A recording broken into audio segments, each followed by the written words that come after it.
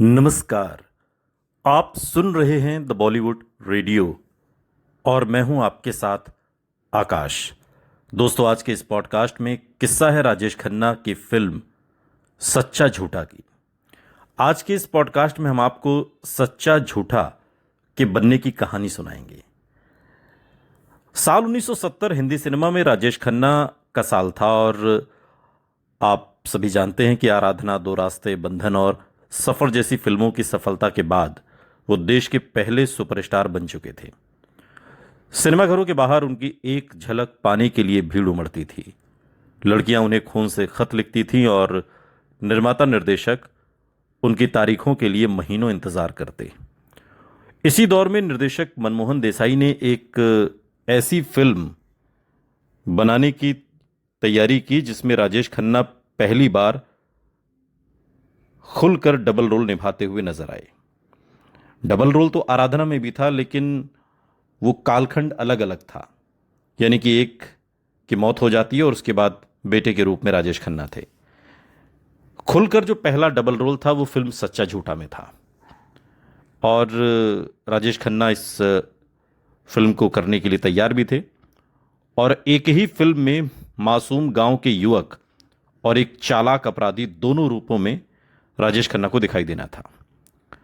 सच्चा झूठा, जिसने 1970 में बॉक्स ऑफिस पर जबरदस्त सफलता हासिल की और राजेश खन्ना के लगातार सुपरहिट फिल्मों के सिलसिले को और मजबूत किया। दिलचस्प बात यह है कि सच्चा झूठा की मूल कहानी निर्देशक मनमोहन देसाई की पत्नी जीवन प्रभा देसाई ने लिखी थी। कहानी में मनोरंजन, कॉमेडी, थ्रिल, एक्शन और भावनाएं सब कुछ था। डायलॉग राइटर थे प्रयागराज, जिन्होंने अपने चुटीले संवाद इसके अंदर जोड़े। मनमोहन देसाई चाहते थे कि दर्शक एक पल हंसें, दूसरे पल रोमांचित हो जाएं और अंत तक सीट से उठ ना पाएं। और यही उनका मसाला सिनेमा का फॉर्मूला भी था, जो आगे चलकर उनकी पहचान बना, जिसे अमिताभ बच्चन ने बनाया। एक समय इस फिल्म के लिए शशि कपूर का नाम भी सुर्खियों में था, लेकिन उस समय मुमताज अभी तक बड़ी स्टार नहीं बनी थी और कहा जाता है कि शशि कपूर उनके साथ फिल्म करने के लिए तैयार नहीं थे। और इसके बाद फिल्म राजेश खन्ना के पास पहुंची और यह फैसला इतिहास बन गया। राजेश खन्ना और मुमताज की जोड़ी पहले भी पसंद की जा चुकी थी और आगे चलकर ये हिंदी सिनेमा की सबसे सफल जोड़ियों में शामिल हुई। फिल्म का निर्माण विनोद दोषी ने किया था और निर्देशन की कमान मनमोहन देसाई ने खुद संभाली। उस समय देसाई अपनी अलग शैली के लिए मशहूर थे और ये एक ऐसी फिल्म थी जिसे पूरा परिवार साथ बैठकर देख सके। सच्चा झूठा इस सोच का शुरुआती और सफल उदाहरण बनी। फिल्म की सबसे बड़ी ताकत इसका डबल रोल किरदार था। राजेश खन्ना ने भोला और रंजीत कुमार, दो बिल्कुल अलग व्यक्तित्व वाले किरदार निभाए। भोला एक सीधा साधा, ईमानदार और गरीब गांव का युवक है जिसे संगीत से मोहब्बत है। दूसरी ओर रंजीत एक अमीर, स्टाइलिश और बेहद शातिर हीरा चोर है। दोनों का चेहरा एक जैसा और यही समानता पूरी कहानी को आगे बढ़ाती है। खास बात यह भी मानी जाती है कि यह पहली फिल्म थी जिसमें राजेश खन्ना ने नेगेटिव रंग वाला किरदार भी निभाया। फिल्म की स्टारकास्ट भी शानदार थी। मुमताज ने लीना और रीता का किरदार निभाया, जबकि विनोद खन्ना एक ईमानदार पुलिस इंस्पेक्टर के रूप में फिल्म में दिखाई देते हैं।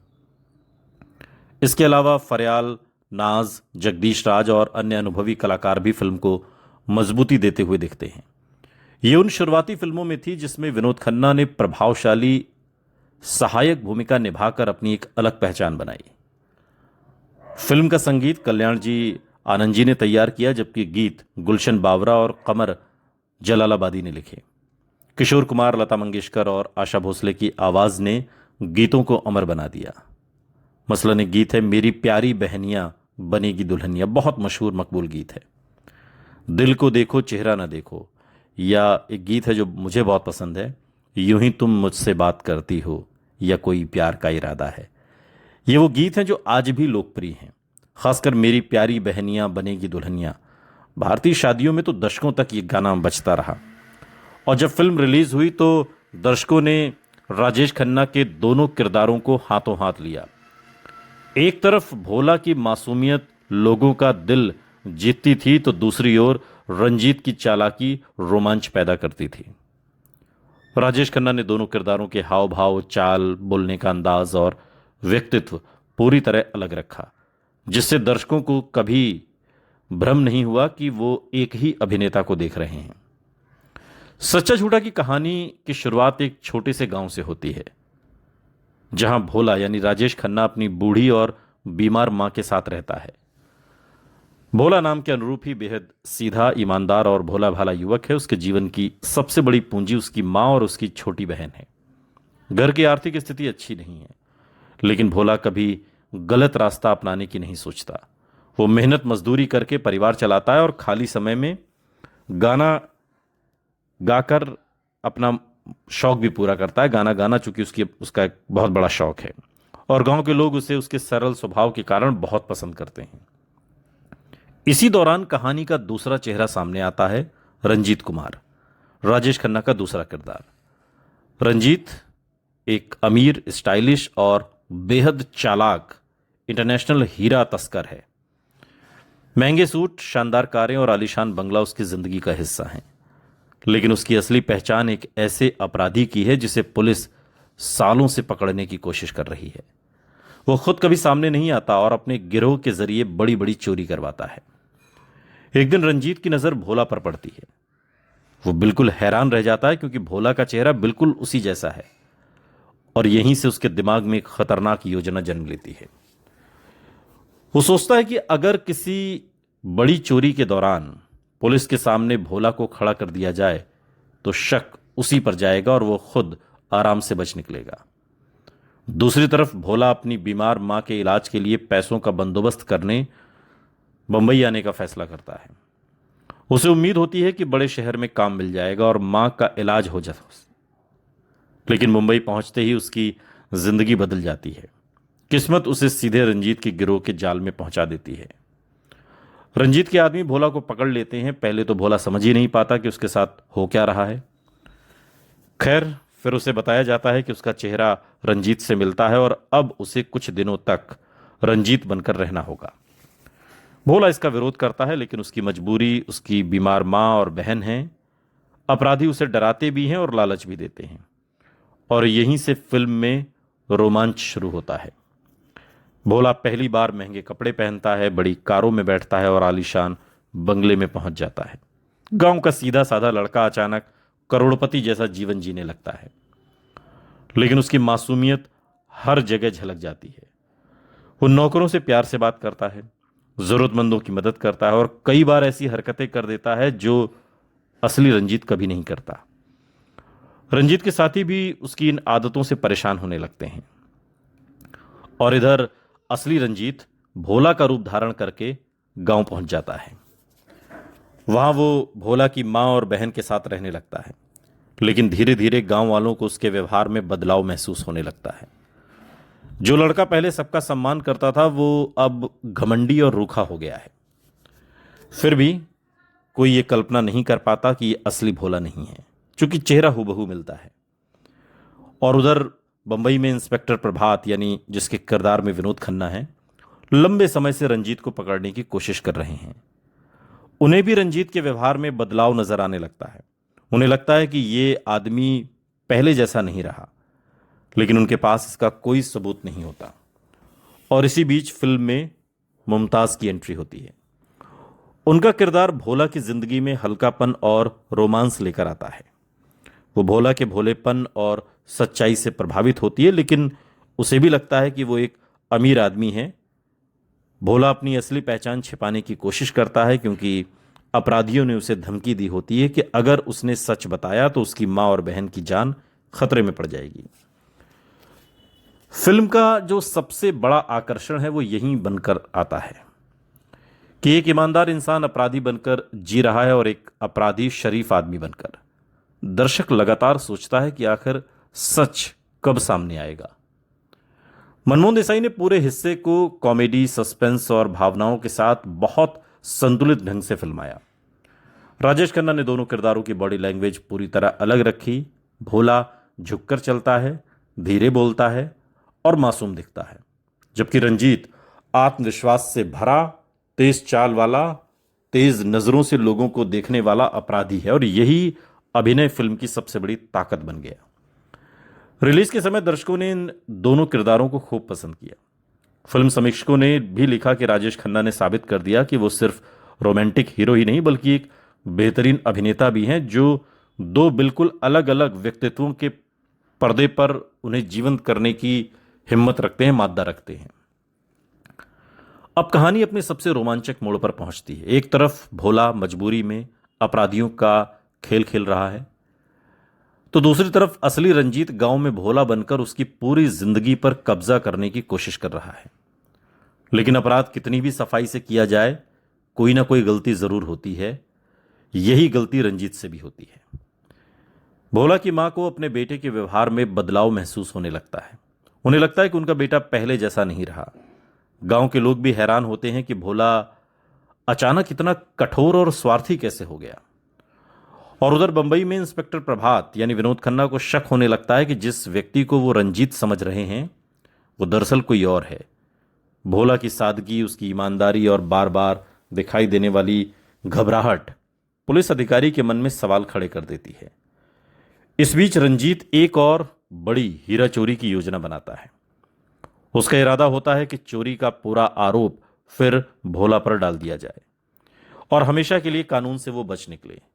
लेकिन इस बार परिस्थितियां बदल जाती हैं। भोला धीरे धीरे सच्चाई समझ जाता है और तय करता है कि चाहे उसकी जान चली जाए लेकिन वो अब अपराधियों का साथ नहीं देगा।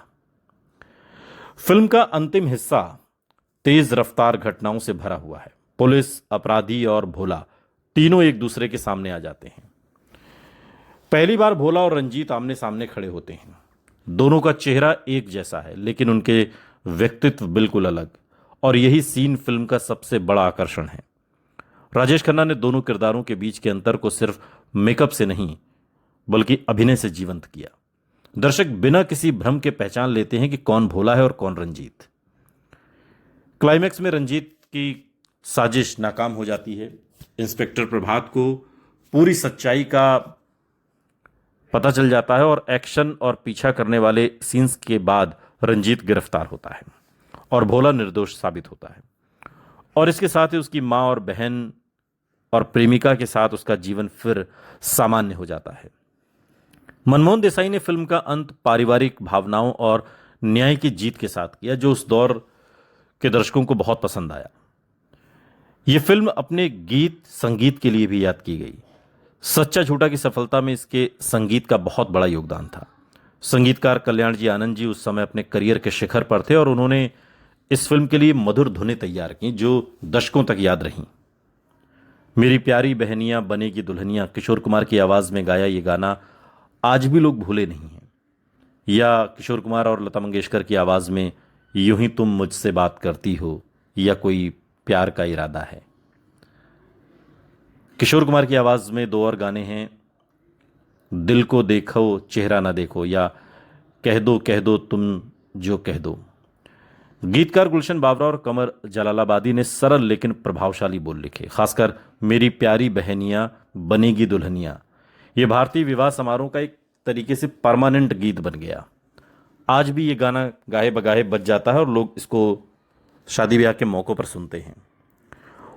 1970 में रिलीज हुई सच्चा झूठा उस साल की सबसे बड़ी हिट फिल्मों में शामिल रही। फिल्म ने टिकट खिड़की पर शानदार कारोबार किया और इसे सुपरहिट घोषित किया गया। उस दौर में राजेश खन्ना लगातार एक के बाद एक सफल फिल्में दे रहे थे और सच्चा झूठा ने उनके स्टारडम को और ऊंचाई पर पहुंचा दिया। और इस फिल्म के लिए राजेश खन्ना को सर्वश्रेष्ठ अभिनेता का फिल्म फेयर पुरस्कार भी मिला। यह पुरस्कार इस बात का प्रमाण था कि दर्शकों के साथ साथ समीक्षकों ने भी उनके अभिनय की सराहना की। इस फिल्म की शूटिंग से जुड़े कुछ दिलचस्प किस्से हैं। फिल्म के निर्माण के दौरान मनमोहन देसाई राजेश खन्ना के अनुशासन और डायलॉग याद रखने की क्षमता से बहुत प्रभावित हुए, जबकि राजेश खन्ना पर यह आरोप लगता था कि वो डायलॉग याद नहीं कर पाते। डबल रोल वाली फिल्म होने के कारण कई सीन्स की शूटिंग तकनीकी रूप से कठिन थी।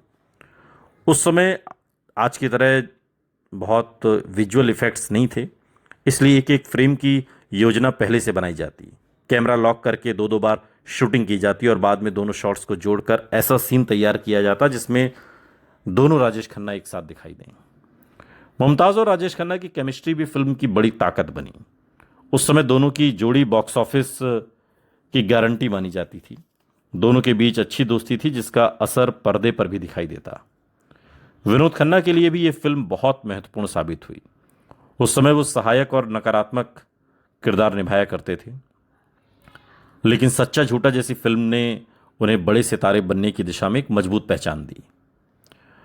और मनमोहन देसाई ने फिल्म में कॉमेडी, रोमांस, सस्पेंस, एक्शन, पारिवारिक भावनाओं सब कुछ जोड़कर ऐसा संतुलन बनाया कि सच्चा झूठा ने कमाल कर दिया। जब सच्चा झूठा 1970 में रिलीज हुई तब तक राजेश खन्ना सिर्फ एक सफल अभिनेता नहीं बल्कि देश के सुपरस्टार बन चुके थे। पहले आराधना, दो रास्ते, बंधन, सफर, आन मिलो सजना और खामोशी जैसी फिल्मों ने उन्हें लोकप्रियता के ऐसे शिखर पर पहुंचा दिया था जहां तक पहले कोई हिंदी फिल्म अभिनेता नहीं पहुंचा था। निर्माता निर्देशक मानते थे कि अगर किसी फिल्म में राजेश खन्ना हैं तो दर्शकों को सिनेमा घर तक खींचने में कोई दिक्कत नहीं होगी। लेकिन सिर्फ स्टारडम किसी फिल्म को सुपरहिट नहीं बनाता। सच्चा झूठा इसलिए सफल हुई क्योंकि इसमें राजेश खन्ना की लोकप्रिय छवि के साथ एक नया प्रयोग भी था, डबल रोल, और उसमें भी एक पॉजिटिव और एक नेगेटिव किरदार लिए। उस दौर में दर्शक राजेश खन्ना को रोमांटिक हीरो के रूप में देखना पसंद करते थे। उनकी मुस्कान, आंखों की भाषा, डायलॉग बोलने का अंदाज युवाओं के बीच दीवानगी पैदा कर चुका था। लेकिन सच्चा झूठा में उन्होंने एक तरफ भोला जैसा सीधा साधे युवक का किरदार निभाया तो दूसरी ओर रंजीत जैसे चालाक और अपराधी का। ये एक जोखिम भरा फैसला था जो राजेश खन्ना ने किया और मनमोहन देसाई ने बहुत खूबसूरती से इस किरदार को पर्दे पर उतारा। ये फिल्म अगर आपने देखी हो तो ये फिल्म आपको कैसी लगी कमेंट बॉक्स में हमें ज़रूर बताइएगा। साथ ही इस फिल्म के कौन से गाने ने आपको अंदर तक जगह बनाई, आपकी रूह में उतर गया, आपके दिल को बहुत पसंद आया, आपको बहुत अच्छा लगा, हमें ज़रूर बताइएगा। मेरी पसंद का गाना पूछेंगे तो यूं ही तुम मुझसे बात करती हो। सुनते रहिए द बॉलीवुड रेडियो, सुनता है सारा इंडिया।